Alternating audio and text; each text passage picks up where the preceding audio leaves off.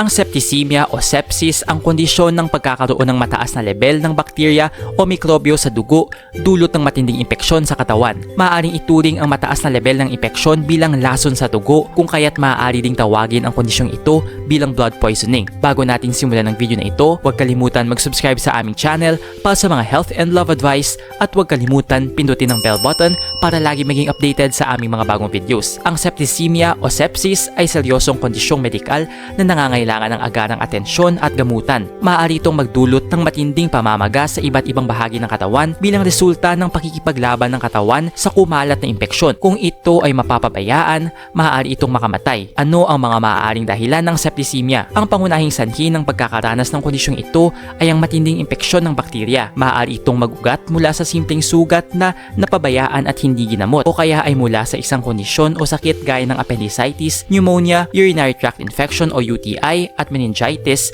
na napabayaan at kumalat sa buong katawan. Ano ang mga sintomas na mararanasan dulot ng septicemia? Sa simula ng pagkalat ng impeksyon ng bakterya sa katawan ng tao, maaaring maranasan ang mga sumusunod na mga sintomas: mataas na lagnat, panginginig, mabilis na paghinga, mabilis na tibok ng puso, pagsusuka at pagliliyo, pagtatae. Ang pagkalat ay mabilis at kung mapabayaan, maaari itong magdulot ng ilan pang mga seryosong sintomas o kondisyon gaya ng sumusunod: pagkalito, hirap sa pag-iisip, hirap sa paghinga, maputlang tuldok sa katawan, shock o kakulangan ng supply ng dugo sa katawan dahil sa pagbagsak ng presyon ng dugo. Ano ang mga maaaring komplikasyon ng kondisyong septicemia? Ang taong dumaranas ng matinding impeksyon sa katawan na napabayaan ay maaaring humantong sa mga sumusunod na komplikasyon: adult respiratory distress syndrome o ARDS o ang kondisyon na hindi makapasok ang oxygen sa dugo mula sa baga, septic shock. Ang kondisyon ng kakulangan ng tuloy-tuloy na supply ng dugo sa katawan, pagkamatay. Paano maiiwasan ang septicemia? Ang pangunahing paraan ng pag-iwas sa septicemia